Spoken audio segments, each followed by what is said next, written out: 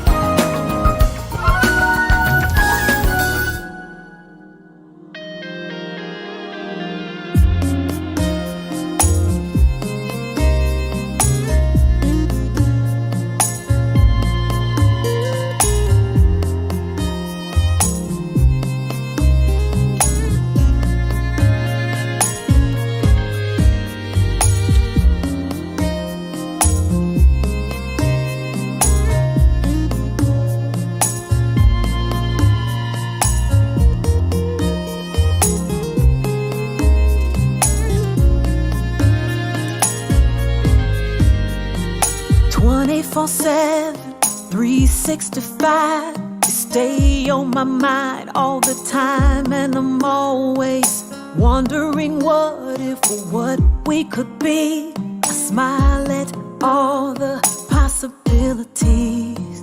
Sorry I ran. I had so much fear, because I've been hurt before. Now that I'm let down, my God, I wanna be here. 'Cause you make me say ooh, ooh, ooh. And I can't speak. You got me saying ooh, ooh, ooh. And I'm so weak. You got me saying ooh.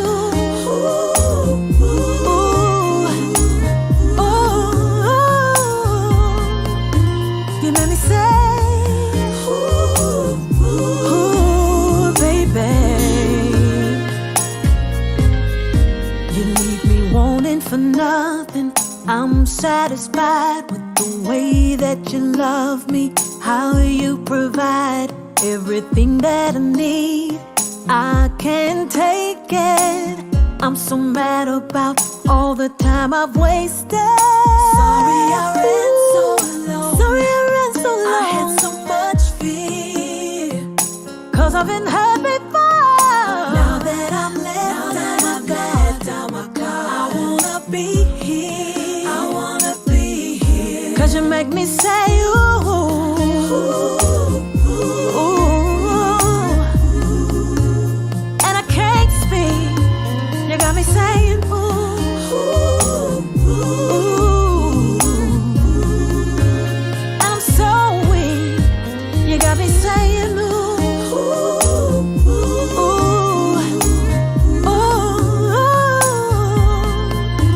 You made me say ooh, ooh.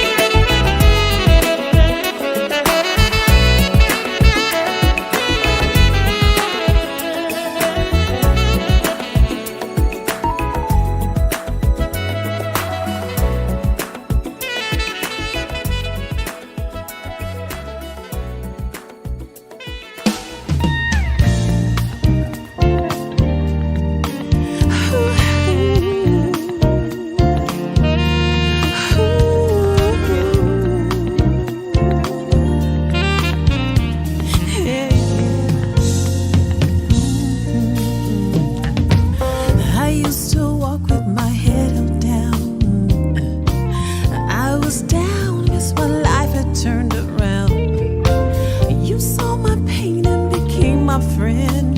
You were there for me, shared your big heart with me.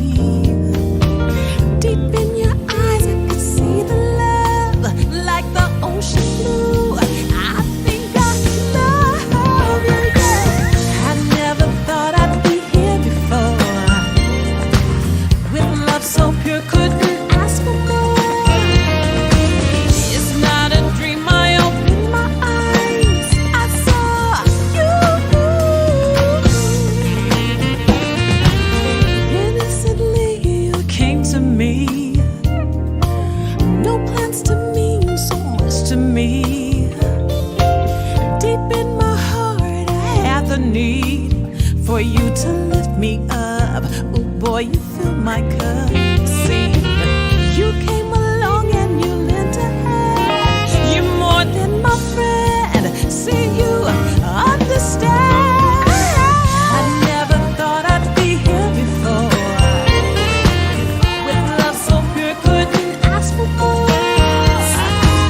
It's not a dream, I opened my eyes, I saw you. You are my love, you are my light. You are the thing that makes everything alright. You came along when I needed you. I adore you. Yes, I love you.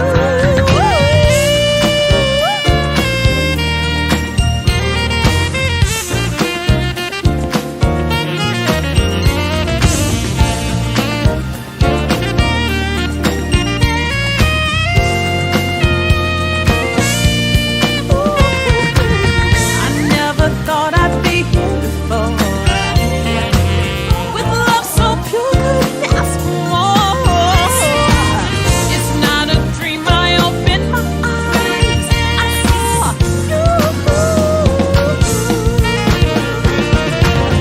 I never thought I'd be here before. With love so pure, couldn't ask for more.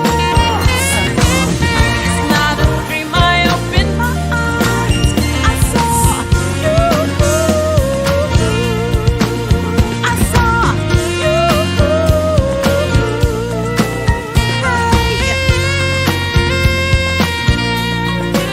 I saw you. I saw you.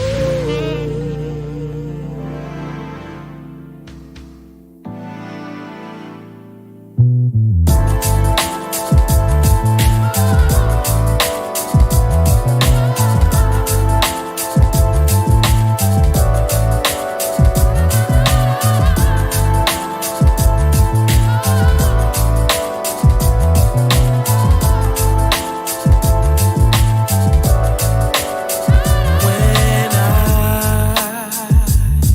hear your voice, it makes me feel so warm inside. When I see your face, my love for you I cannot hide. 'Cause you complete my soul, girl. You complete my incomplete world. Life without you, I could not see. Life without you, I could not be. I need you to want me like I want you. I want you to love me like I love you. What I would do for you, I'd swim across the 7 seas. What I would forever be, your lover, friend, and destiny. 'Cause you complete my soul, girl. You complete my incomplete world. Life without you, I could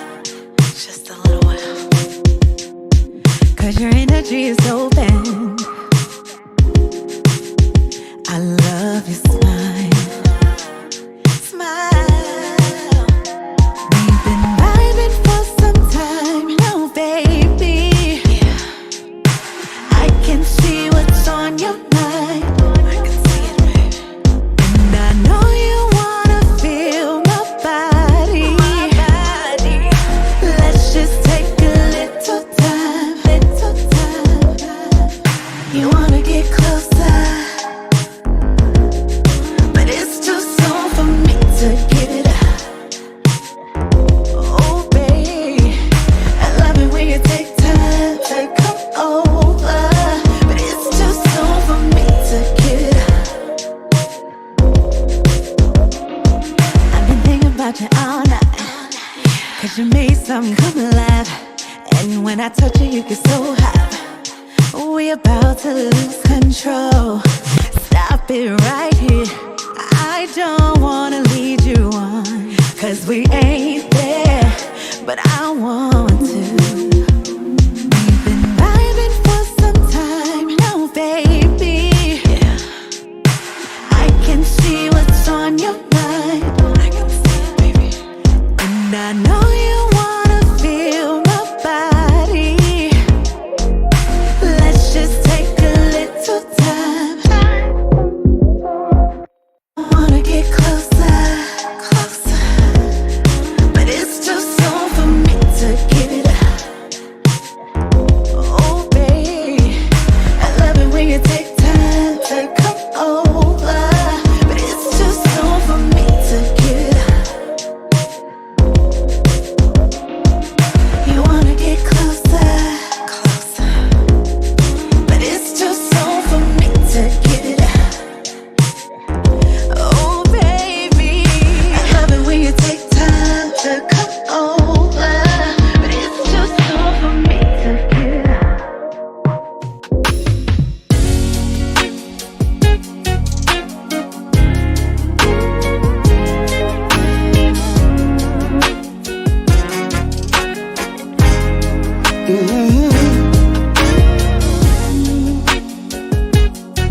Oh, my baby, so fabulous.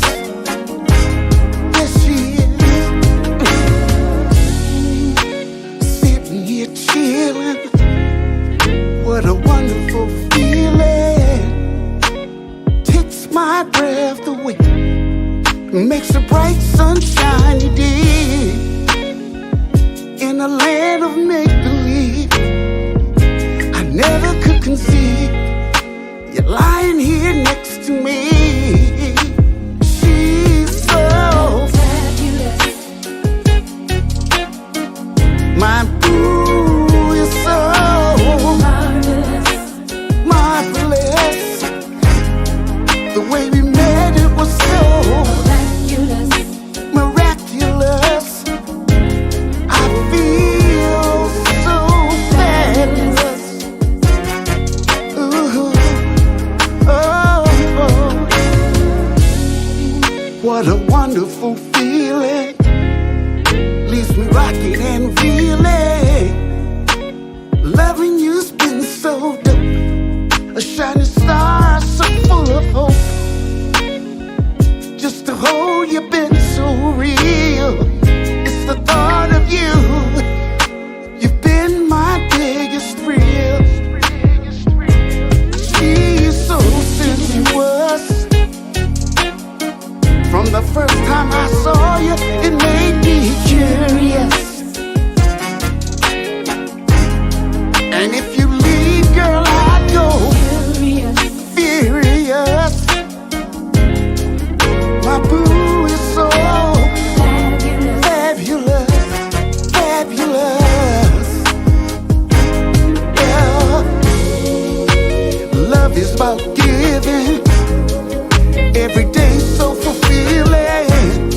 It doesn't matter who's right or wrong. Just you and I, a wonderful love song. It must be sent from above. The flowness of a dove. You're my boo. I'm so into you. Ooh, A wonderful feeling. a wonderful feeling. Yes, it is.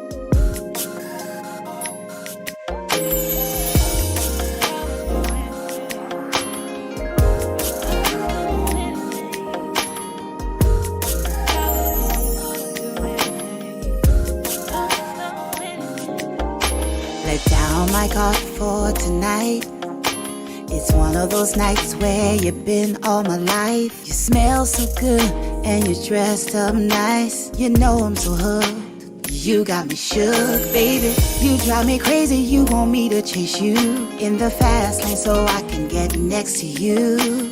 Through stormy weather and rain, you remain in my brain. To be with you, I'll do anything. I'm into you. I'm in love with you. I'm into you. I'm in love with you. I'll do anything. I'm into you. I'm in love with you. I'll do anything for you. 'Cause I'm in love with you.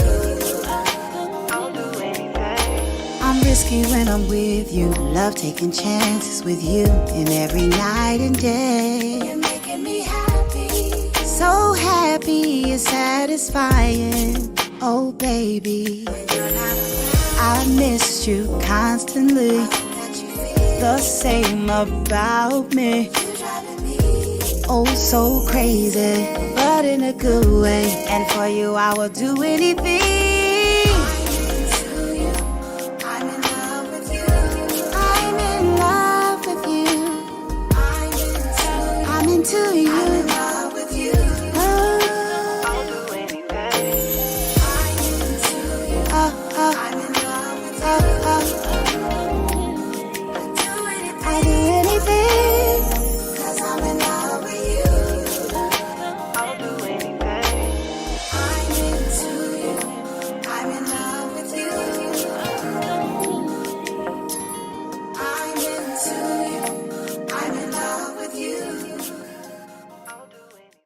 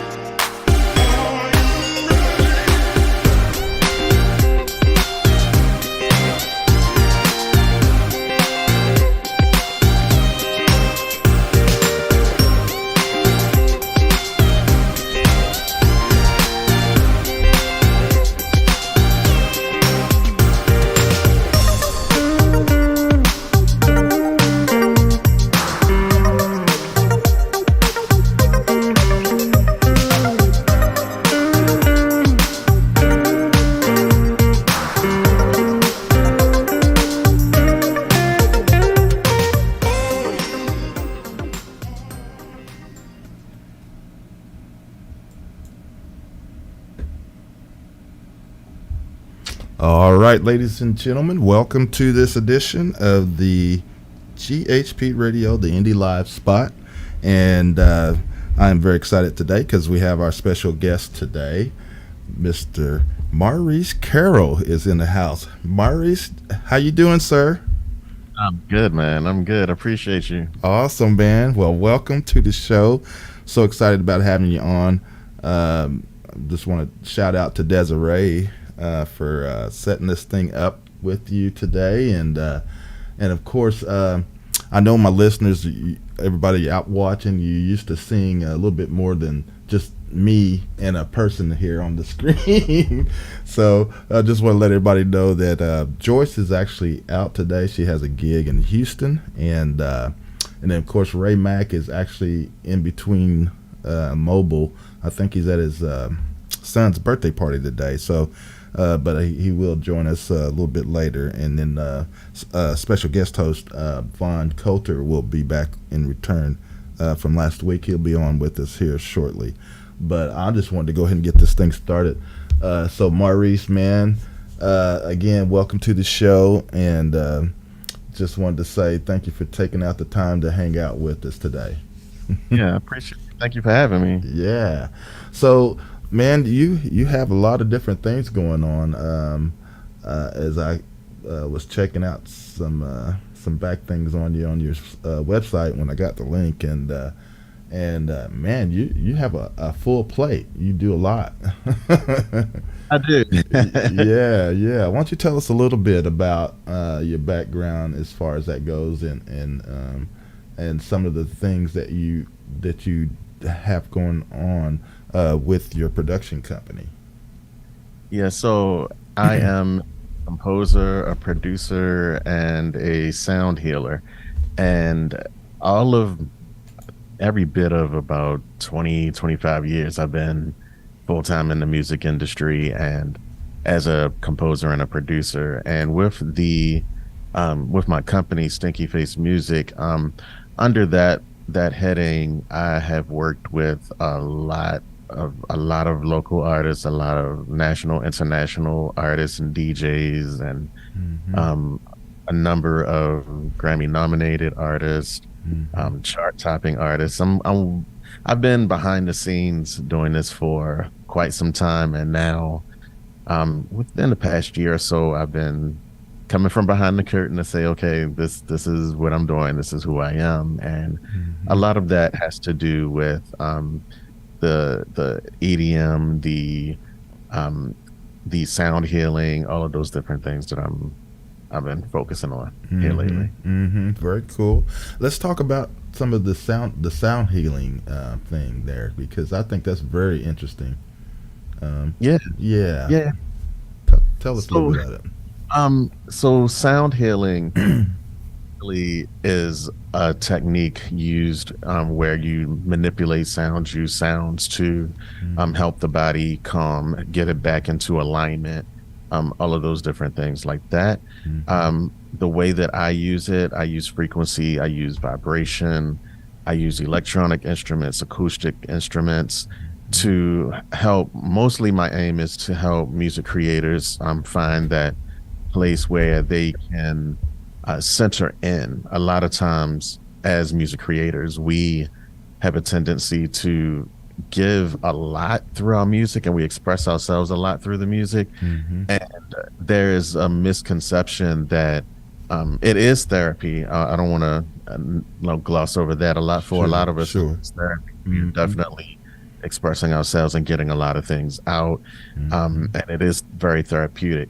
However, just like a lot of times, you can express yourself and get all of that out, but then what are you pouring back in? Mm-hmm. And so sound healing is one of those mindfulness techniques that we use to refill ourselves. So that way we can, when we go back to creating again, we have a new groundedness, we have new purpose, we have a deeper mindset as to how we can create. And my mission really is to bring awareness to that. Mm-hmm. A lot of times in the music industry, we suffer from like a lot of different things. We suffer from anxiety, from depression, from all types of addiction, whether it's alcohol or drugs or work itself. There Absolutely. are a lot of addictions that we deal with, Mm-hmm. and there should be more attention to the mindfulness, to the mental development, and taking care of ourselves Mm-hmm. as music creators. And if I do think that if we're a little bit more proactive with that, that we could make some type of an impact where there are not so many of us on suicide watch. There's Mm-hmm. not so many of us being addicted to all of these different types of drugs, and both illegal and legal. I think Mm-hmm. attention needs to really be highlighted there, so that way we can be better creators in our crafts. Absolutely, man. That's yeah, definitely, definitely. And yes, I see we have Mr. Von Coulter just joined us. Von, you doing okay today, sir? Yeah, I'm doing okay now. I finally got in, so all is right with the world Yeah. at this point in time. So, Good. good afternoon, Mr. Carroll. Nice to see you joining us this afternoon. Thank you for having me. I'm glad you could join us. Mm-hmm. Well, I mean, yeah, I'm glad I could too. I was just catching the tail end of what you were talking about, and I kind of gathered that this is about mental illness or of music, or the human condition and the power of music. Yeah, that's a good way to to say it. Yeah. Okay. All right. Well, I was just wanted to make sure because I'm a true believer in that aspect of what our responsibility or what the responsibility is of creative minds, especially from the musical standpoint, that, it's a proven fact that frequencies and vibrations heavily are connected with the human condition and who we are as a species on this planet. So there are forms of communication, there are forms of emotional messages through music, and how that affects us in the totality of our actions, our decision-making processes, because it answers a lot of questions about what kind of sciences play in our functions in life. Right. So I think that's highly, highly valuable information. But science isn't willing to really come to the understanding that people need to know about this. They kind of want to keep it under wraps and thinking that we are in total control of what we do.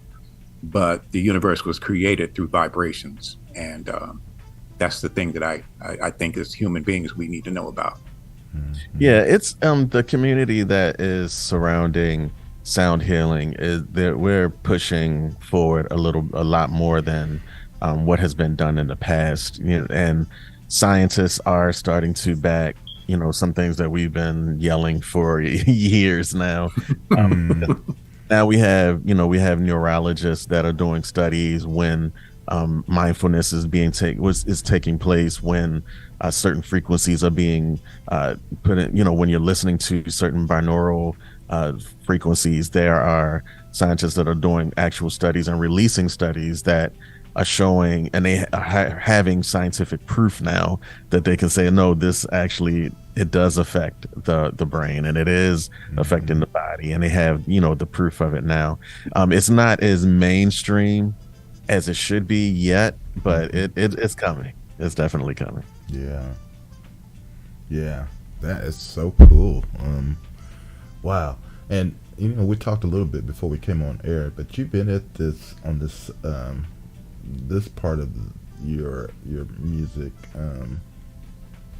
deal for a little while now. You had to go in. You had to actually do a lot?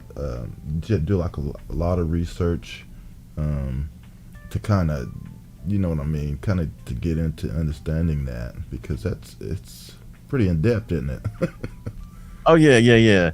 So there are different levels to sound healing that you typically see public facing, where you'll have some people playing the bowls, you'll have some people playing tuning forks or singing mantras and things like that. All of those things are a type of music therapy. It's a type of sound healing.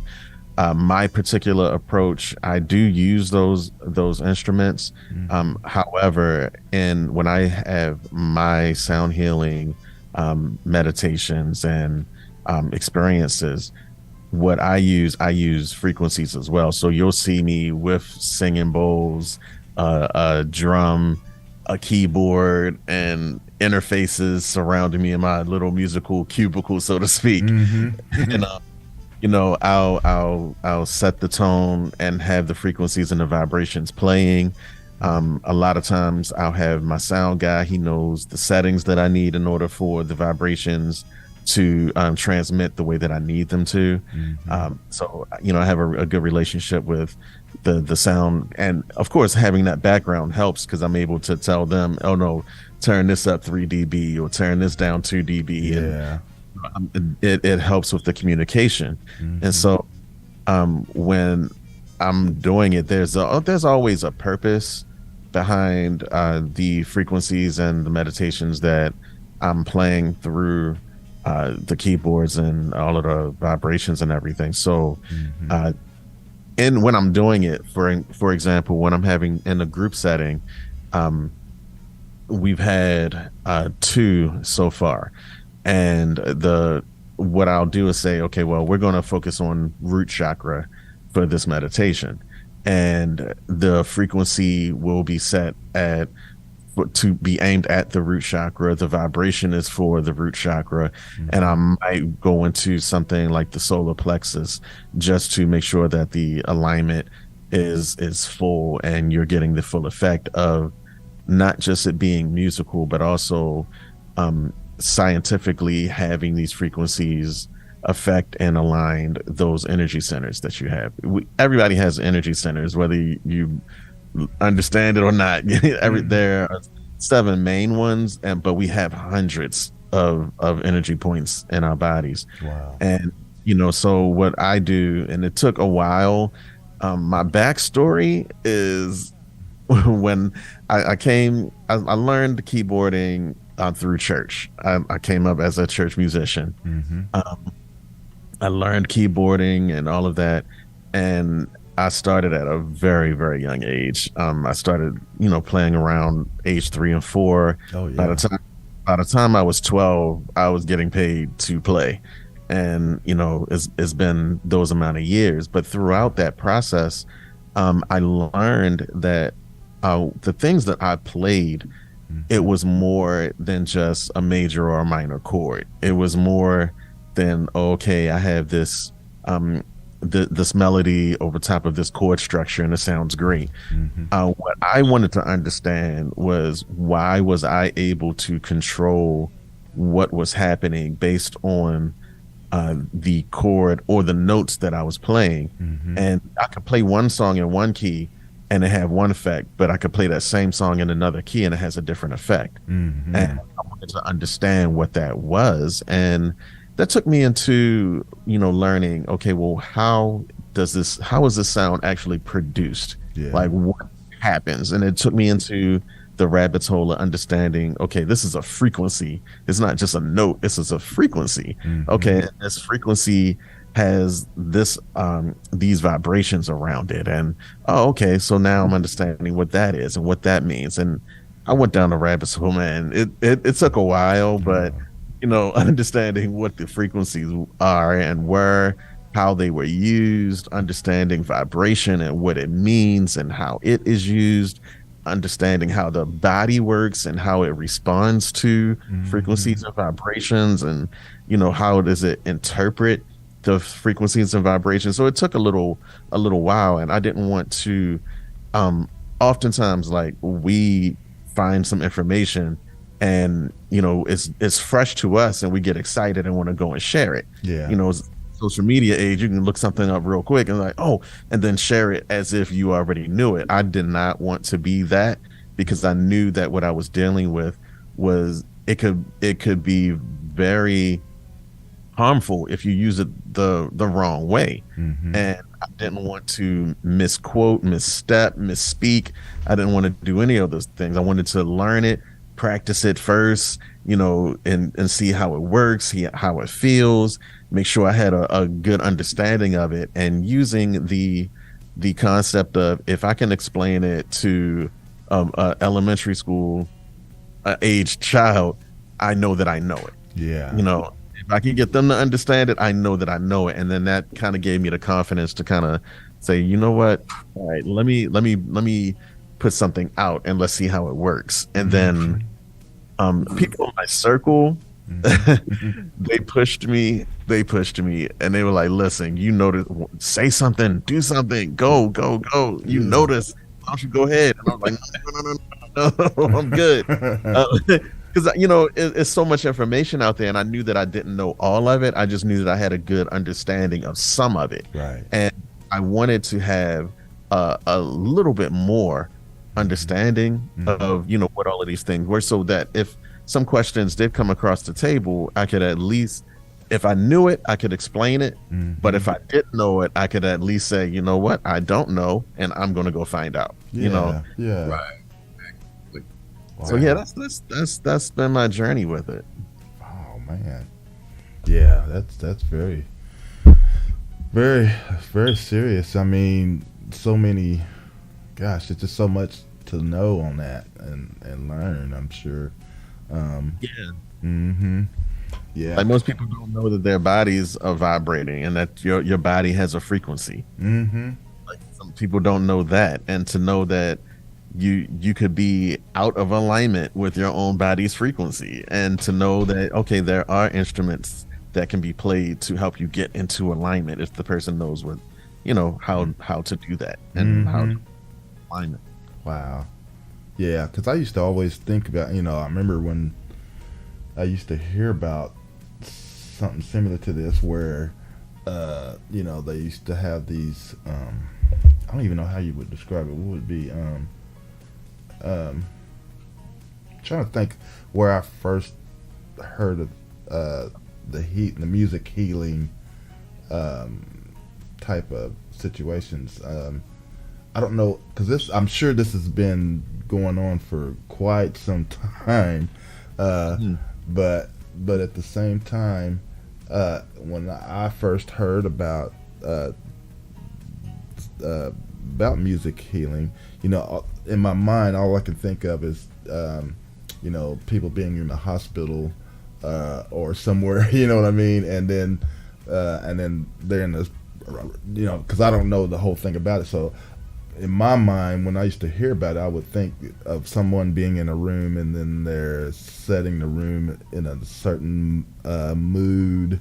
I don't know if it'd be with the lights being down or off or on or what have you, and then have this really soothing kind of music sound going on. I mean, I don't know if that's how, could you explain to us a situation? As far as that goes, Yeah, that's music therapy. Okay. Yeah, that's music therapy. That's slightly different, but the same intention. Yeah. With sound healing, here's a situation. If you were to come to me and say, "Hey, listen, man, I've been working this job. I've been trying to create my music, home life. I'm the balancing of it. I've been in my feelings a lot, and I'm really emotional. I need to come in for some type of sound healing." I would say, okay, and you would come in, and I would have the table set up where you would lay out and lay on your back. I have headphones. I have the tuning forks, the bowls. I have the frequencies all set up, and what you would hear is a frequency specifically aimed at your heart chakra to bring that into balance. Because as a Reiki master, I also know when and have a good understanding of when you give me descriptions like that, to know whether that particular chakra is overbalanced. If it's overactive or underactive. And in that case, it will be overactive. So you want to bring it into balance to kind of bring it a little bit more centered. So I would play the frequency in your headphones. I would usually accompany it with some type of music, so you won't just hear the beep in your ear, because it would be kind of annoying if you're not used to it. So I would accompany it with some music just so that you can be comfortable hearing it, and I would let you know what the focus would be. And you would hear the frequency, you would hear the bowls, you would feel the tuning forks, and it takes roughly about an hour or so to do in that session. And once you're finished, we have a little discussion about how you feel. Some people feel things right away, some people don't. It's not one of those fix all kind of things. This is not something that you do independent of any other practice or anything like that. This is a tool to help with that. And let's say you're off and you're on your way home. I would probably tell you, hey, listen to this frequency, this amount of times for this amount of days, to make sure and to help that chakra get more balanced. And then you circle back around maybe like 2 to 3 weeks later, and let's have a quick consultation to see how you're feeling and if we need to schedule another appointment. That's amazing. That's how that part works. And I also teach classes with that, so that way the things that I know, I like to share. And I don't like it when I'm uncomfortable when people are really quick to tell you what to do but not show you how to do it. And so I do have a class that I teach sound healing, and I'm working on it now. It's going to be virtual, where anybody anywhere will be able to do it on their own time and that, according to their own schedule. Right now, the in-person classes that I teach, we go through everything. We teach you what a vibration is, what a frequency is, how to use it, what is a binaural beat, what is a solfeggio, how does the sound actually get to my brain, what does my brain do with the sound when it hears it, I go through all of it. Even, and this is the fun part of the class, is when I tell people you can meditate to any type of music that you like to listen to. So if you like listening to trap, I can show you how to meditate to trap music. Wow. If you like listening to, you're pretty good. if you're listening to, it really doesn't matter what the genre is. I can show you how to meditate to it.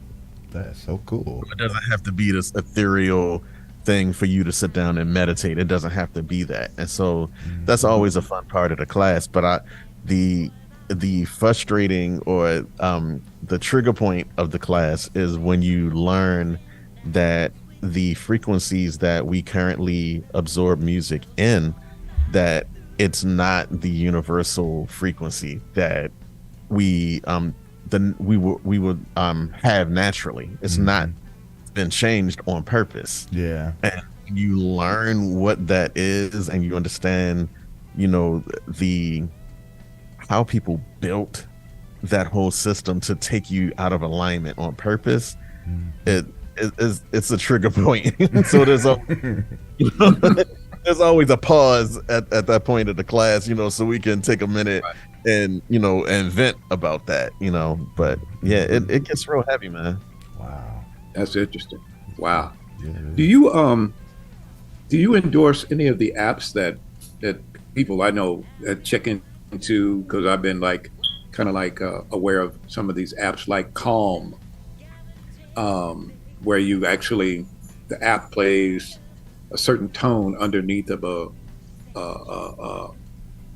like some strings and horns, and the tone is enough to go into your subconscious, and it affects whatever it is, mood that you're trying to achieve, or whatever you're trying to get rid of, like stress, or being melancholy, or suffering from sort of depression or something like that. And it's interesting because in what you're talking about, how you practice, in your classes, do you come to the conclusion? I just want to know, first of all, do you endorse any of these things to assist people in as a technique, or do you go specifically with what you have been trained in? I haven't endorsed any yet, and the reason being is because I want to create an atmosphere where people know how to look for the correct frequencies that they actually need. Okay. I'd more so like to teach, okay, this is how you can find it, versus go to this app or go to this site. You can make that decision on your own once you understand what is actually happening and how to, how to find it.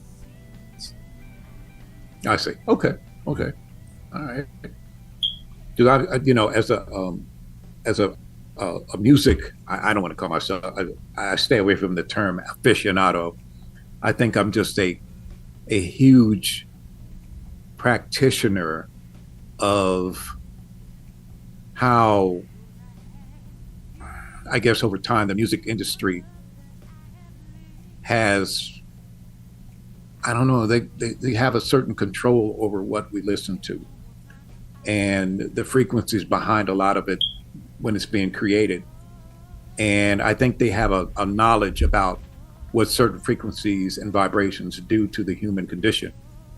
And that's, my thing is that's a pretty heavy power to have over people.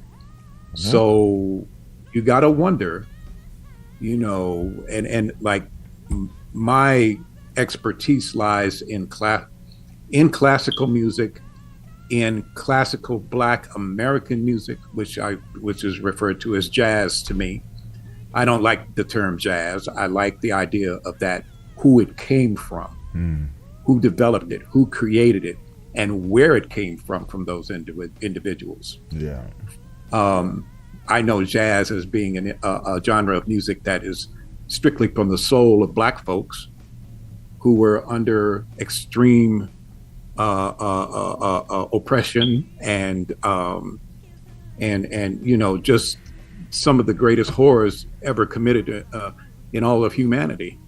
So that's a sound, a vibration, a tone that most of the scholars back in the early days of like the classics, the European composers have no idea. They've never really been able to actually find that note or what that note is. And they gave it the term, they call it the blue note. And it has only been identified through us as African Americans. So this is what I look at in terms of like what it is, what the power of that, the beginnings of those rhythms that surface from the motherland, the tones from the seashells that the Africans found on the seashores of the Atlantic, and they blew through these shells, and the tone that came from them, the messages that were sent through the drums, and what that meant, and how those vibrations through those drum skins from the antelope and the other animals that they use the skins that have that tone that can't be recreated through a computer or a Moog or a synthesizer. All of those are natural. All of those are from, the creation. So there are these things that I've, and trust me, I've had these discussions in depth with other musicians, and it's just been remarkable in the conversations I've had. And they truly believe that this is of us. This is of us developing something that came from the Creator, and this is how they've through generation beyond generation, this is how we've always communicated. This is how we've spoke to each other without words, So that's why I say the recording industry has developed a technique or a style that it's foreign to me, and I just have to express this feeling because right now there's nothing present in what's coming out of the recording industry that does anything for me.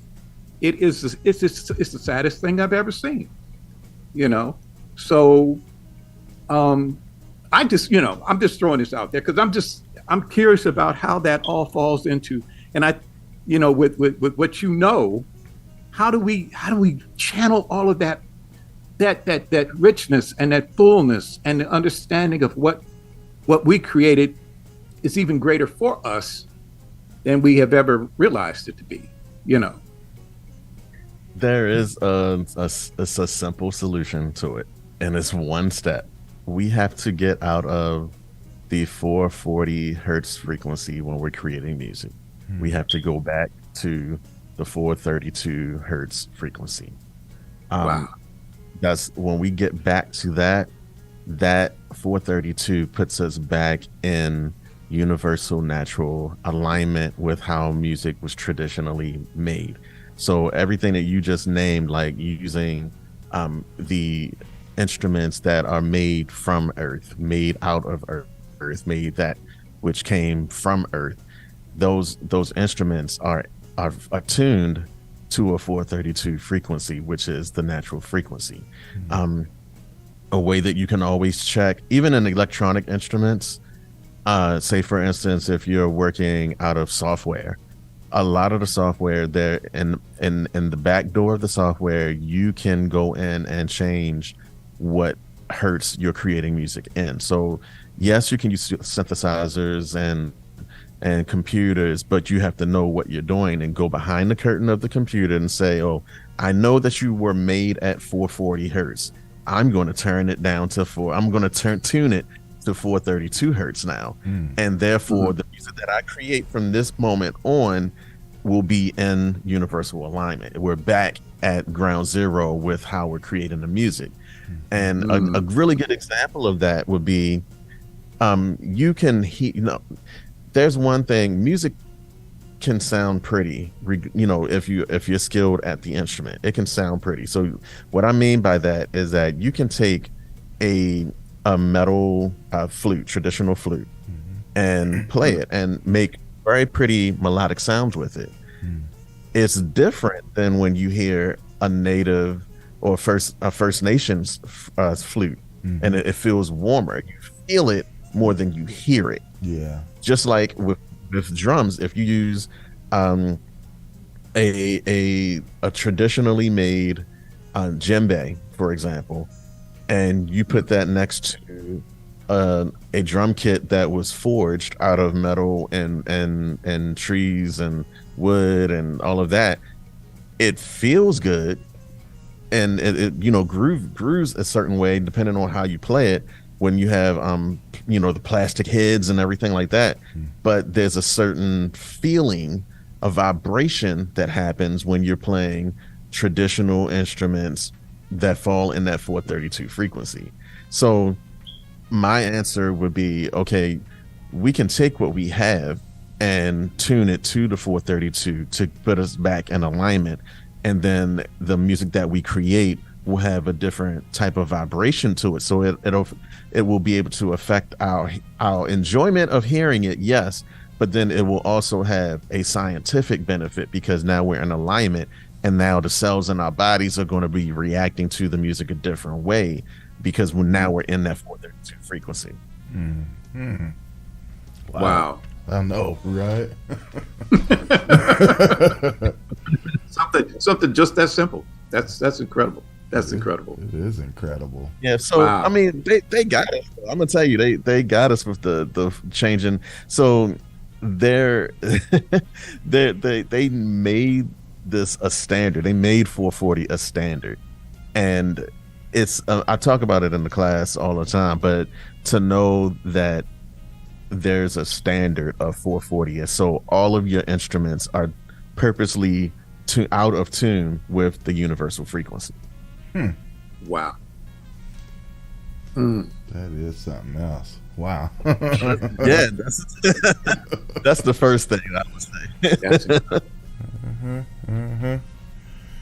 There's another. I have this other question in my mind. Oh, I know what it was. So it's been said, I guess. I know that there's the quote by Nikola Tesla that everything stays in motion. Everything. Yes. Yeah. Even in objects that don't have any life, like statues and lamps, because the molecules are constantly changing and turning and moving, and if nothing stands still, and so that's how when we're in concert with everything, that I guess that's where we are at our best. Am I right in terms of that, the way the vibrations go? Yes. So with his teaching, because he's one of my favorites to study, he had a theory of the numbers 3, 6, and 9. And when you look at the numbers 3, 6, and 9, all of those numbers, they make up what we know as the universal alignment numbers. So for example, when I said 432, 4 plus 3 plus 2 is 9. You know what I mean? If you have at the 440, you're only at 8, which means you're out of alignment. Yeah. So you can always look at these different frequencies to find out, okay, what am I listening to? Is it divisible by 3, 6, or 9? Can I find it? When you look at the circumference of a circle, for example, 360 degrees, 3 and 6 is 9. If you have a square, the corners are at 90 degrees, divisible by 9. Yeah. Right? You see what I'm saying? And when you get into and the right angle is at 45 degrees, right? 4 and 5. Right. So, yeah. Right. So whatever, when you go into sacred geometry, all of the numbers are lining up with 3, 6, and 9. And Not only that, those sacred geometry, those are, you can actually play those notes, and I teach that in the class too. So you could put a circle, a square, Metatron's cube, and I can tell you, oh, this is that note, this shape is this note, this shape is this note, and play the chord. Wow. So, but it's all numbers. It's understanding when you're in universal alignment, the numbers, you can't dispute the numbers. You can't dispute the numbers. Mm-hmm. Yeah, that's very the math. I always said music has always been math to me anyway. It's just the way it's set up. It's mathematical, you know. Key changes and stuff like that. It's an incredible art form in every aspect. But then again, I have to look at it in terms of when we, and I say Black culture has got a hold of it. It became something totally immersed in, you know, that thing that we do, you know. And so that is what that has, you know, since I have the spot, I'm the current program director and music director for the radio station of a museum that I'm currently with, the National African American Jazz Legacy Museum. And we have hopes to put together a museum in Oklahoma City that is going to be second to none. And what I would like to see us do to be able to enhance that level of scientific knowledge that goes with this music. And I think one of the most important aspects of it is all of the commentary and documentaries I've seen about, you know, the development of John Coltrane's career and the Circle of Fifths. He created, I mean, there are mathematicians trying to figure out how he came across this theory and how he made it work, you know, through the way he played his sax and the time he spent in developing a certain style that he had. And so it just goes to show you that a man outside of the mathematic world was able to develop his sound, his tone, his rhythmic playing, all in the development of a math theory. And it's like he just walked into it and created it. And that's the beauty of what jazz has always done, you know. So it's just a wonderful thing. In your comings and goings,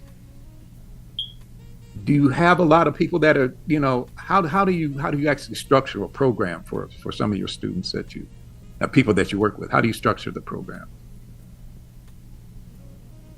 You mean the understanding how sound healing works? Yeah. Do you have are there classes that you have? Do you see people individually? Do you work out of a I don't want to call it an institution, but do you have like a school that you work out of in order to people that seek help from what you know? You're just an individual that specializes in this type of therapy. I am an individual that specializes in it, and I have very, very small in-person classes, which they will be put on pause very soon because I'm developing the virtual class for it. Which it doesn't mean that I won't teach it in person anymore. It will mean that access to me in person is going to be a lot more intense because I'm putting so much of it in the virtual realm. So with that, I would say it's structured in a beginner's kind of modality. So if you're, say for instance, I know a lot of the things that I'm saying, either you or your viewers and listeners are probably just hearing some of the stuff for the first time. So I'm very cognizant of that. So the classes are built from the, hey, I don't know anything perspective, and let me walk you in. Okay, this is what these terms mean. This is how we build the structure of what these terms and how they work together. Now that you have that information, let's listen to some music so you can hear what it is from a different ear. Yes, we can listen to jazz from the enjoyment perspective. We can listen to it from the music theory perspective. We can listen to any genre from those perspectives, but to understand, okay, well, what is happening at the very beginning of what's happening. Okay, where are they tuned? What is this? What's happening here? Okay, well, this sounds detuned from this, and this sounds detuned from that, and the tempo is here, so that means the rhythm does this instead of that. You know, like when I teach it, we go into that kind of ear training. We go into, hey, let's listen to something that's been recorded. Now let's listen to what effects are on this particular instrument in the mix. You know, let's go there, and let's step away from the enjoyment of the song for a second, and let's analyze what's happening to it. Yeah. Then the other part of the class is, okay, well, hey, listen, you're hearing this music, great. You're hearing my voice, right? Okay, great. How are you hearing my voice? Hearing the music. What's happening? Okay, so then we have the conversation about how sound travels and moves through air, how it vibrates through the air. Well, what happens when it gets to my ear?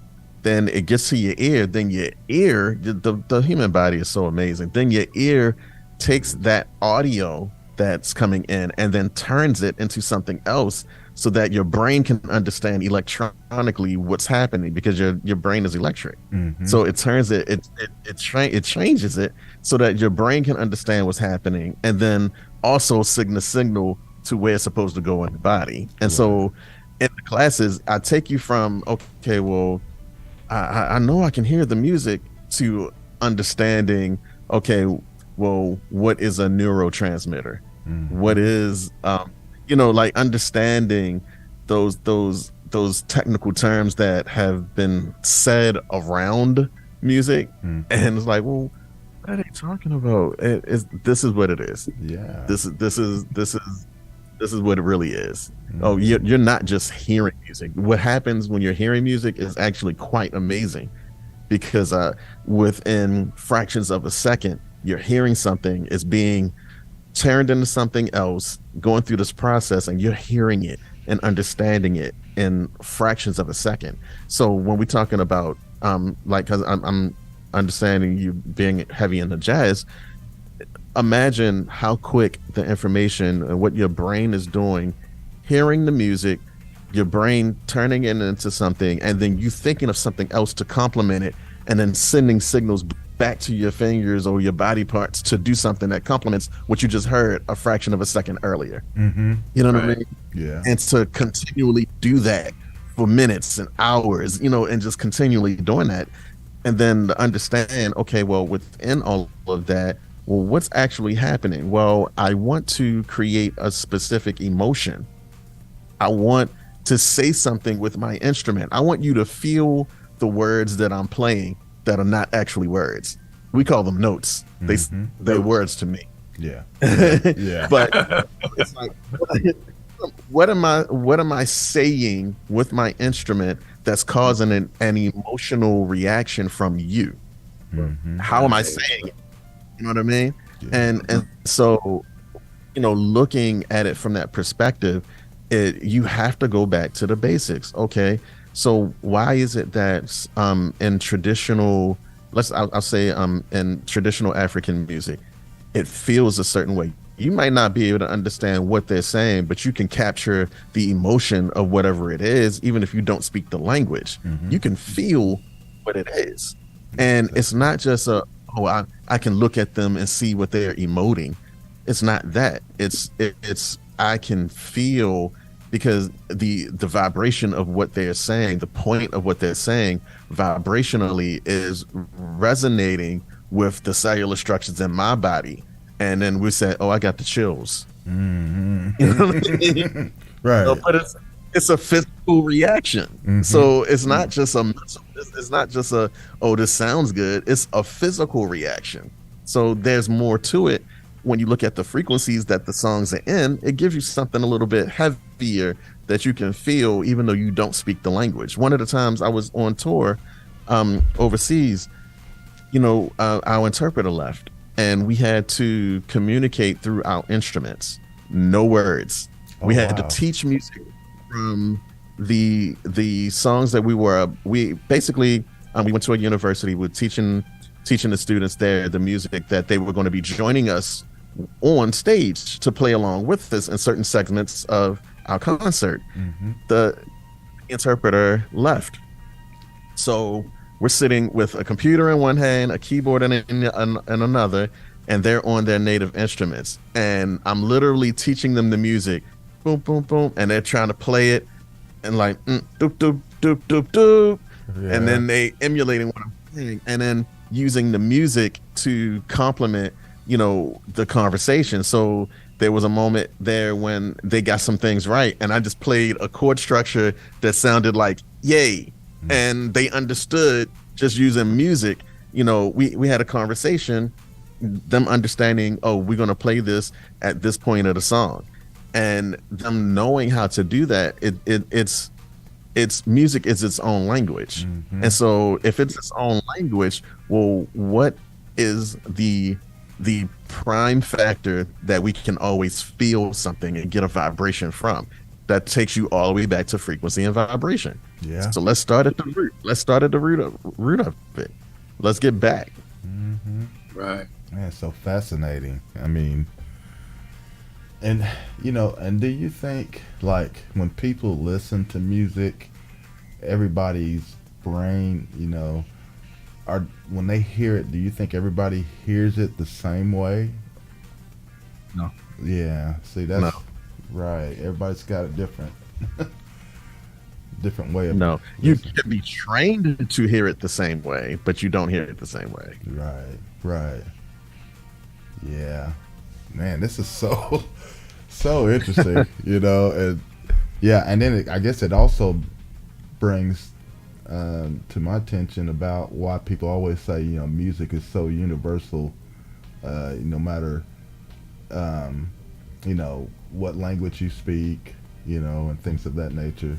It seems like when you hear music, and even, I guess even some, I don't know if it's, like I said, I guess it would be frequencies in the music or something that's, how people can kind of, relate to it, because, I mean, it just seems like no matter what language you speak, but it seems like when people hear music, they just hear it and they seem to relate to it, to another person, say two people on two different sides of a language barrier, can kind of relate to the music and stuff. But man, I just find this very fascinating.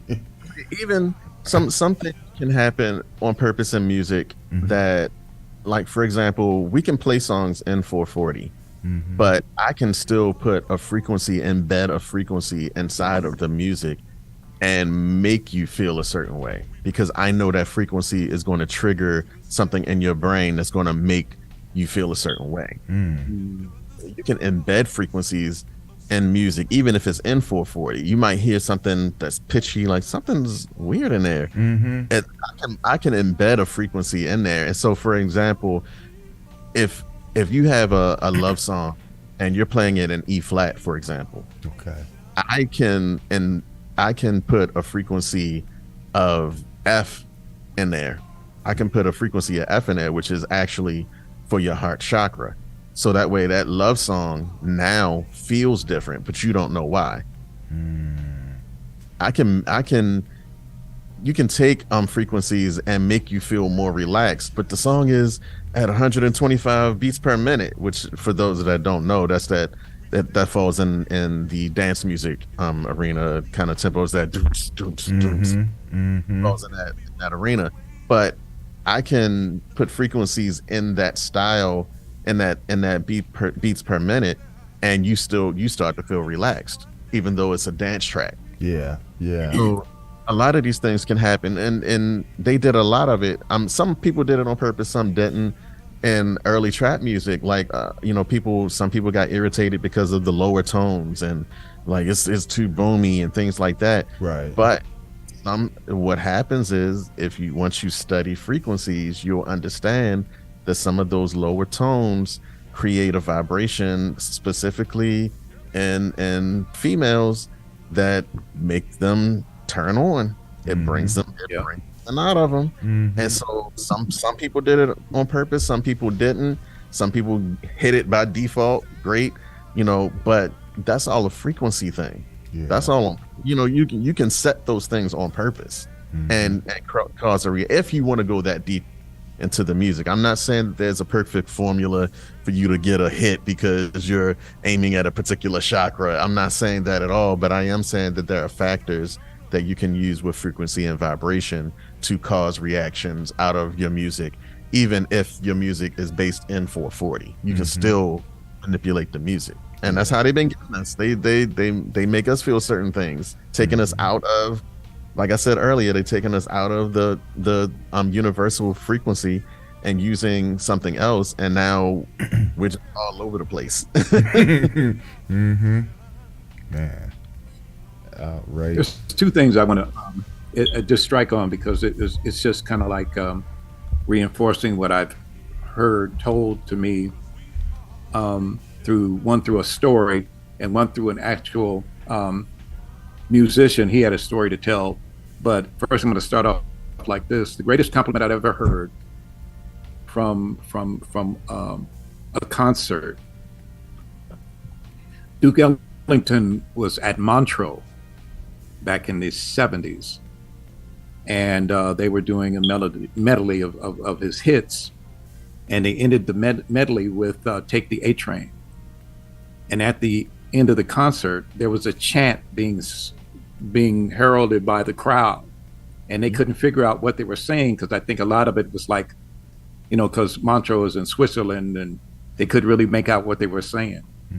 But at the end, they finally figure out what they were saying, and the crowd was telling him, "You make life worth living." And no one else had ever heard them say that before. And when I heard about that story, I just said, my God, you can't get any better of a compliment than that from any crowd. I have never heard that before. Right. But that just goes to show you the power of music.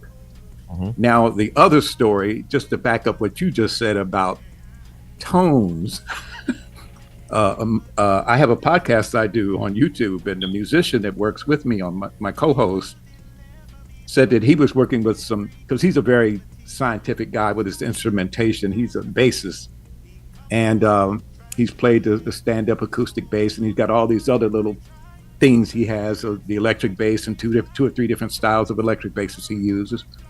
And so he was performing at a club one night, and there was, people sitting around, and they were listening to him play, but there was these women up front, and his certain tone in his bass, he didn't realize, well, it was a low tone. and these women were doing these things, expressions on their faces during his performance. He couldn't figure out what was going on. So when the set was over, he said a woman walked up to him, and she said, "That bass was all up inside of me." I was like, so I told him, well, his name is Edwin Williams. And he said, "Man, I had no idea." But, it hit me like a ton of bricks. But he said it was just the way I set my bass up. And you can literally change a person's physical, emotional level by tones. And it just shocked me. I was like, so what happened? He said, well, nothing happened. But it was just something he experienced as a musician. But it just lets you know, wow, a musician has a special, he's talented, but he has no idea what that instrumentation means on another level, And it's amazing that you reinforced that story, sir. I appreciate you. Yeah. Yeah, I mean, it's wonderful to see people's reactions to it, but I also think that it's important for the people that's creating the music to make sure that they are feeding themselves back. You know, take the self-care part. Sure. Is it, Right. Sure. you know what I mean? And you know, it's great to be playing bass and have someone come and tell you that reaction, and great, you just played a set and now you're drained. You're enjoying the feedback, you're drained, and now you have to deal with some more stresses before you can relax. You gotta deal with, okay, what's the merch sales? What's the next gig? What's my Yeah. transportation? You got all these different stresses that you have to deal with. And it's like, Exactly.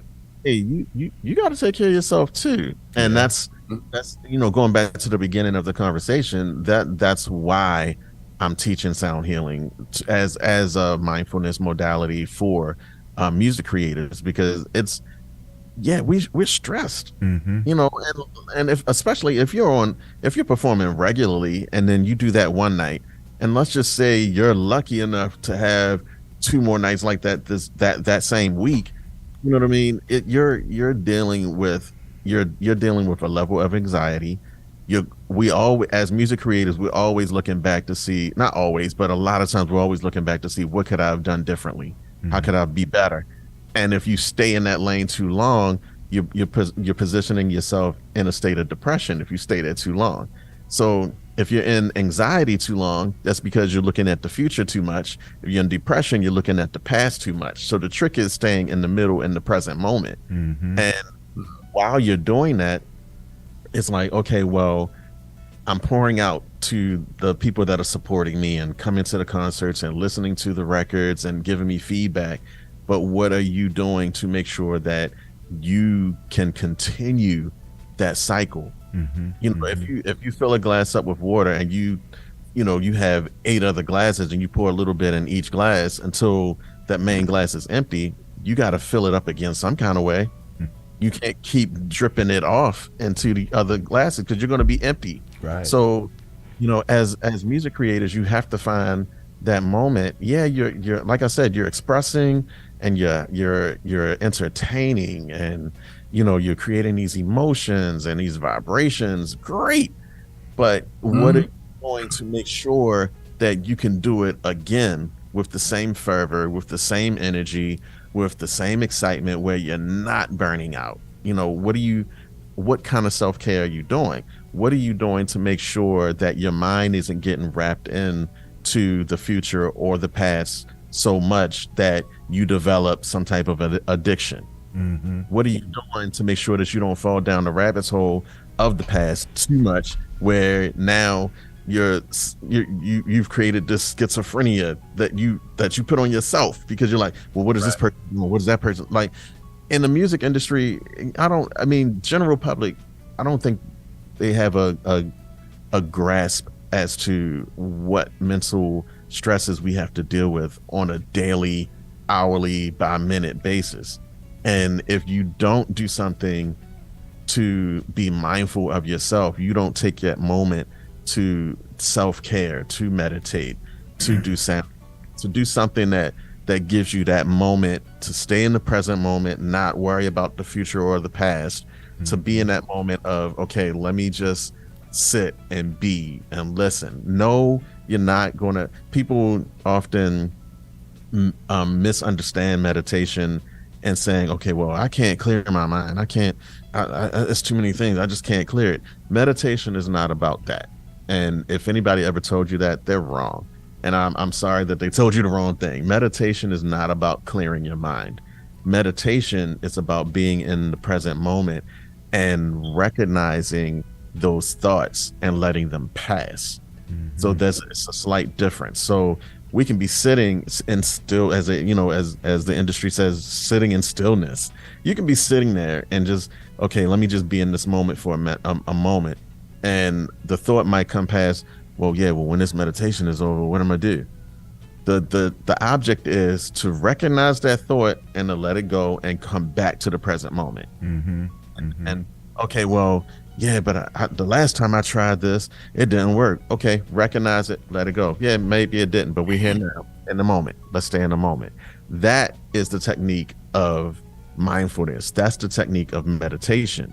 And so when I'm using it as sound healing, while you're understanding that the thoughts are coming and you're going to let them pass and you're going to stay in the present moment, every time you come back to that present moment, you're going to recognize more of the frequency and vibration that I'm giving to you and that the music is giving to you. You're going to feel that more. You're going to be centered in on that more. Your attention is going to go there more, which is going to help you become more in alignment with where you're supposed to be. Mm-hmm. And that is what I want music creators to start to understand and to start using. You know, it's no harm in it. It's nothing wrong with you taking moments for yourself. Moments for yourself doesn't mean smoke break. That's not right. So it's important, so that way we can, to me, and it gets kind of personal for me. That's why I talk about it so, with so much passion, is because music tells the history of everything. Mm-hmm. All of us have our stories. Music always tells the story. And if you, as a music creator, are so wrapped into your anxiety or depression, and that becomes the expression, we're missing the moment. Mm-hmm. You're not expressing the moment anymore. And it's not to say that we can't go back and tell stories from the past, or we can't talk about our experiences or anything like that. It's not that at all. What I am saying is that you have to be in the present moment, fully aware of your moment. Okay, I can write about the past and still be in this present moment. I can still, but I don't have to be drained while I'm doing it. I don't have to be depressed or have anxiety while I'm doing it. I don't have to be drunk or high out of my mind to do it. How does that happen? How do I do that? You take moments to yourself. You be mindful of yourself. Be mindful of your mind. Have self-care. Be mindful of what it is that you need to do to be in alignment, to remain in alignment. Anything that you do too much of, you're going to burn out. It doesn't matter what it is. Yeah. So why not take care of yourself? Mm-hmm. Makes sense. Definitely. Yeah, you make a whole lot of sense there, brother. Oh my gosh, mm-hmm. A whole lot of sense. Yeah.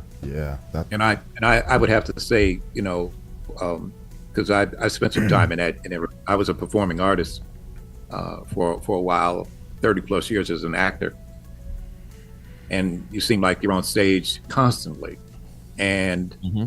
in that being said, you just give everything and you get nothing in return.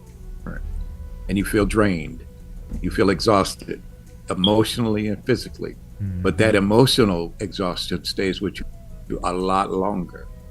And so yes. when you give up that thing every night, and all you get is clapping, that doesn't help you at all. You are just in a bad state of mind and emotionally, Nobody there to hug you, to tell you that you did a good, everything's going to be fine. And I see, if you think about a lot of these great actors that never make it because they just can't handle it, and they look for other sources to get rid of that pain. So, thank goodness at that same time, I had the music that I was listening to all the time. It helped me get through those stages of being emotionally drained and not being able to have anybody say thank you, or it's going to be good, you're doing fine, just stay with it and take time for yourself. Mm-hmm. I would disappear for like 2 weeks after I've done a run of a show. Mm-hmm. And people would, other actors was like, where you been? Mm-hmm. I said, don't worry about where I've been. I'm ready to go back to work, So, but yeah, I can agree with you on that. I've been there. Mm-hmm. Yeah, that's absolutely awesome. Yes. Okay. And I can only speak from what I've experienced myself. It's not something that I watch from afar. As a musician, when I tell you my addiction was workaholism, and that was the diagnosis. It was just so that people can understand that it's not any different from being an alcoholic or anything else. When I tell you I was addicted to work, I had a hard time understanding what vacations were. I had, when, in therapy, I would break down when my therapist would say, okay, listen, I need you to take 2 hours today and don't work. I would have breakdowns. I would have anxiety attacks about it. Like, I just couldn't get my brain around it. I couldn't understand it. And, it took a toll on me. It resulted in lack of sleep. I developed high blood pressure as a result. I developed sleep apnea as a result. I fell asleep behind the wheel countless times, flipped the vehicle. Wow. It was a real addiction. So I'm not, when I'm telling people to have, especially music creators, when I'm saying to have, and of course it's universal for everybody, but to take moments to self-care, to have mindfulness. It's not from a place of, oh, well, this is the new trendy thing to talk about. This is what I've experienced, and this is what helped. And because I know it worked and I know how to teach it, I'm in a position to say, hey, listen, this is what's worked for me and several other people. Hey, try it. Absolutely. Give it a shot. Give it a shot. Do it. Don't do it a couple of times. Don't do it just once or twice and say, no, it doesn't work for me. Like, get into the practice of it. Do it, consistently for a good 3 months. And I dare you. I dare you to try it. Just do it for like 3 months and see if there's not a difference. It might not be as major as what you think it is, but there will be a difference, Yeah. Wow. So cool. And you earlier you did talk. You said you were actually in the midst of going virtual with some of your classes. Is that something you? Yeah, I'm building. I've written it, and I'm recording it and putting it together. I have a couple of people that's helping me put it together so that I can release it on a virtual platform. That's awesome. But if if anybody is interested, you can go to my website, Alchemist Sound Healing .com, and you can shoot a contact there, and I can make sure that you're in the loop when it is released. And cool. Yeah, some nice things over there as well. Very cool. Well, before because it was about 33 minutes past the hour. Okay, we got a little bit more time, but I wanted to actually talk or find out a little bit more about the other side of your endeavors. So I did read about you worked with a lot of Grammy nominated folks and things like that. Can you kind of tell us a little bit about some of the people you actually work with and all that kind of good stuff?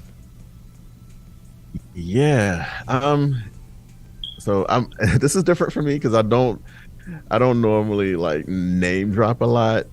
Sure. I'm not that guy. I like, but there are people, if people are familiar with the group Flowetry. Oh yeah. I worked with the Flow Assist. We did I was engineering for her when she was here in the States. We did a lot of work together, and we have a record together as well.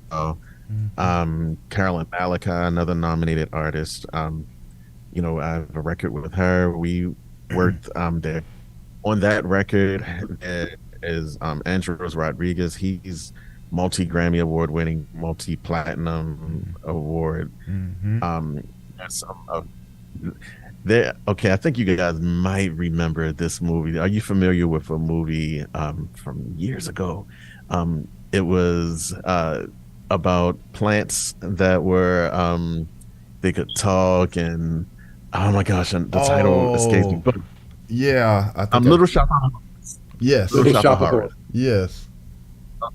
So one of the singers from there, Michelle Weeks, is she's somebody that I work with. She's and a house music artist, and always.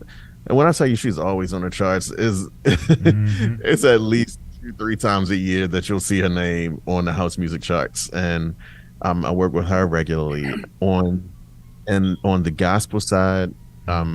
I've worked with, oh my gosh, let's see, Jonathan Nelson, John P. Key, Ty Tribbett.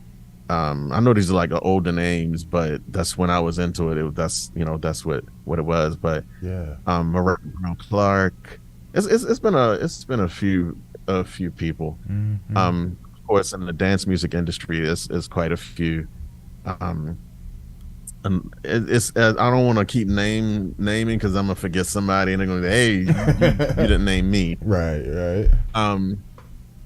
There are several people, and it's been a journey. It's been a journey. Yeah, because I just wanted people to know that not only that you're that the stuff that we talked about a little bit earlier with the sound healing and everything, but that your background actually also holds that you produced and worked with so many folks in different genres, of course, which is just great. It's just so fluid in everything, so it's just fantastic. And then also I remember, like I said, I was talking to you a little bit earlier today about when I think I saw a video where you were actually directing a whole group of folks. I was like, man, this guy's he's all over the place. So, but yeah, it's definitely amazing. So, what is your main thing right now? Is it the sound healing stuff? Is that what's basically your whole? I mean, not your whole thing, but I mean, that's taking most of your time right now, or are you are you in the middle of a lot of projects? I still do a lot of composing and producing. There are different artists that still call and we work out the contract and we still work. Most of the time it's in the EDM world. And then there's I don't even know what the genre is they call it anymore. It might be like I've heard new R&B and I've heard all of that, but it's just good music to me. But it falls in that same category where SZA, Daniel Caesar, all of those the breathy melodical artists that they're in. I do a lot of work in that capacity as well. And then outside of that, I'll get calls, for, hey, can you come and engineer this, or can I come and record this real quick, or can you come and do audio for this project? We just need somebody to monitor it that knows what they're doing, et cetera, et cetera. Sure. And from the music business perspective, for artists to kind of understand the reason why I'm all over the place, it seems like I'm all over the place, is because throughout the years I found different pockets where I could still make my living off of music, and diversifying what that meant. You also often hear, hey, diversify your income. I just so happen to diversify mine within the music umbrella. So yes, I can be a sound engineer, yes, I can be a music producer, but it doesn't mean that I'm doing all of those things at once. I do believe in really zooming in on whatever the task is at hand at that moment. Yes. To make sure that I'm doing the job that I'm supposed to do. It just so happens that I've dipped into a lot of those and zoomed in enough where I can do a lot of them well. But my mainstay is doing like the remixes that I'm sure you listen to a few some of those. I love doing those. They mostly for fun, but it's also to kind of bring awareness to people like, hey, look, this is what I actually like composing and like producing. So it's really like a musical virtual business card, so to speak. Yeah, absolutely. I know. Yeah. I mean, that's just wonderful because, like I said, you have so many things that you can do within the industry, which is really cool. I like that because that way you don't have to rely on somebody else to do certain things. you already know how to do it. So, But I mean, I do make sure that I don't wear too many hats because I don't. Collaboration is number one. oh yeah, You know, yeah, so yeah, just because I know how to engineer it, for me, knowing how to do these different things just makes it easier to communicate. I can have a whole band that I'm not playing an instrument, as you saw. I can have a whole band playing, or be in the studio and be sitting in the producer's chair and talk to the engineer in engineer's language, talk to the musician in musician language, Yes. talk to the artist in artist language. And yes, really it's about the communication, because the end all project is always, what is the music? It doesn't matter Yeah. are it's the communication. What's best for this song? What's best for this moment in the song? Let's get that. Let's communicate that. And so, absolutely. it's not about, I can do this myself, move over, let me press the button, Right. or let me go. It's not about that. It's not about that at all. Not at all. Not at all. Very good. Very good. Well, Vaughn, you got something else you'd like to say before we wrap things up? today? The only thing I just want to bring to our followers' attention, Mr. Carroll, where do we go to find you? I mean, what's your social media platform look like in terms of being able to contact you? I'm glad you asked that. The easiest way to find me is putting in my name. If you put in Maurice Carroll or you put in Maurice L. Carroll, I'm going to pop up. And the reason why I'm excited that you asked that way, because when I was doing music business consulting, that was one of the things I always said: make it easy for people to find you. Same avatar for every social media, same name for every social media. Make it easy. Make it easy. Now with all of these digital cards and everything, it makes it real easy to find. But all you have to do is put in my name. You'll find me there on IG. You'll find me there on Facebook is kind of loose. I have more fun on Facebook than it is business, but IG mostly. My website is mauricecarroll.net. You find me there. And if you wanted to understand things about more about the sound healing, that is alchemistsoundhealing.com, and it's ALKEMMUST, alchemistsoundhealing.com. Those are the places. I love that title. I think the word alchemy is just one of the best words ever created. I always love that word. It is cool. Because it's so mysterious. Yeah. Well, I think it's just so fascinating, the things you're doing, Maurice, and wow, it's just, yeah. I think a lot of people need to know a lot about that. This thing that you have open up to us about. I think it's really cool, and and I want to know more. Yeah, it's because it's very interesting. It really is, and it opens up so many doors to the mind to think about, when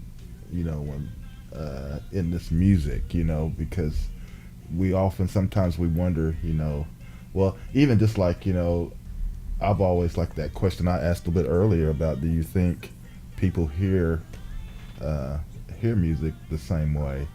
Which, we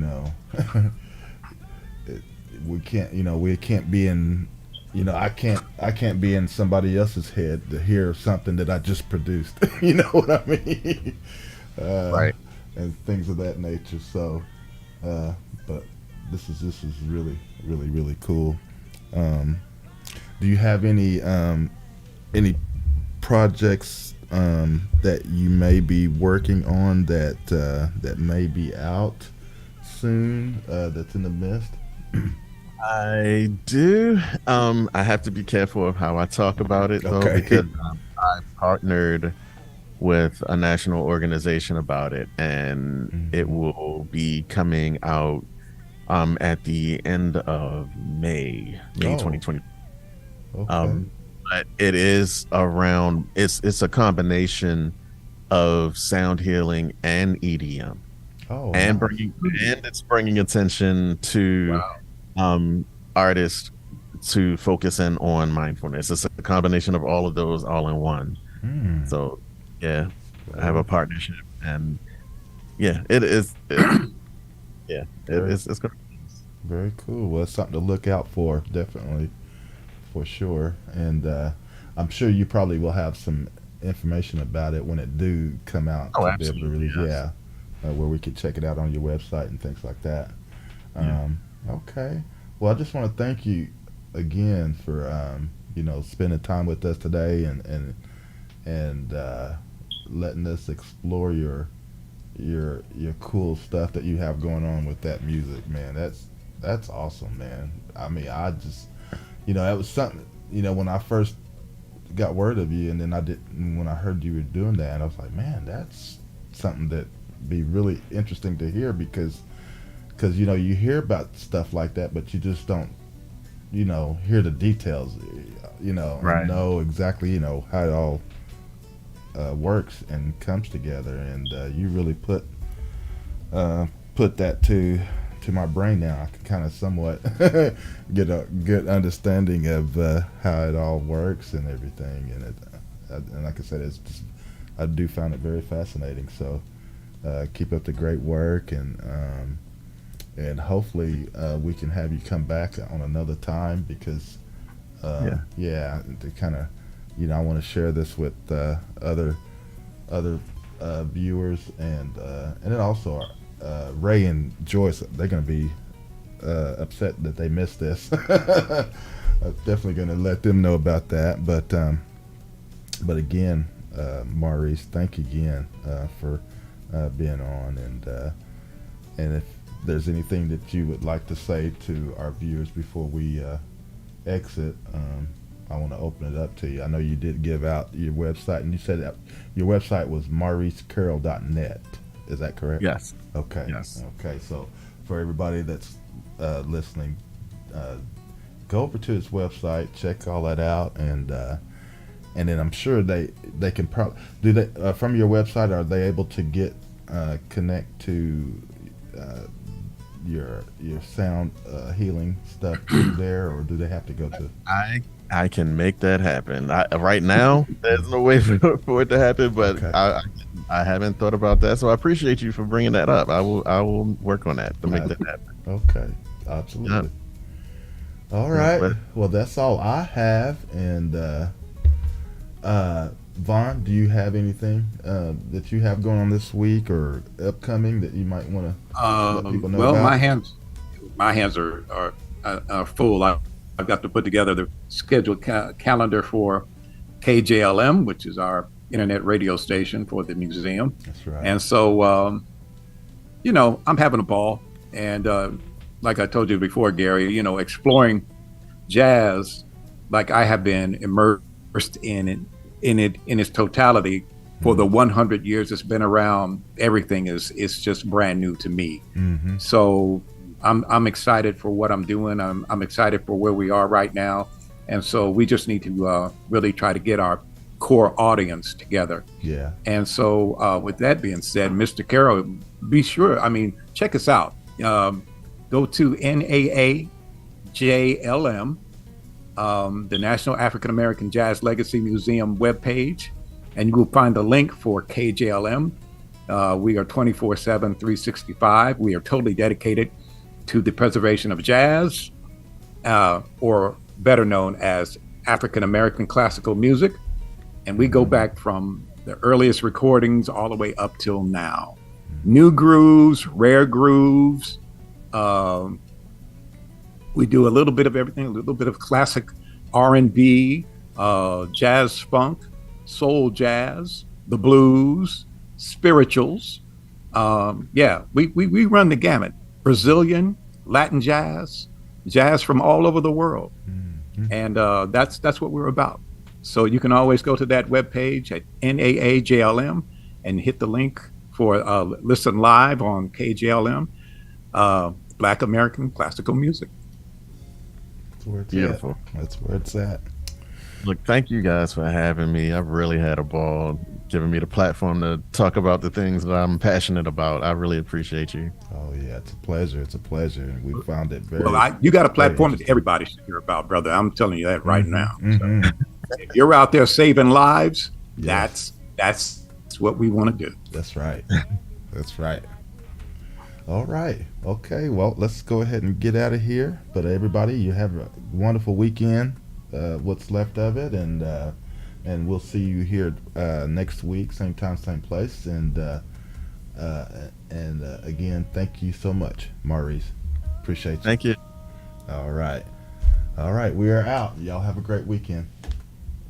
All right.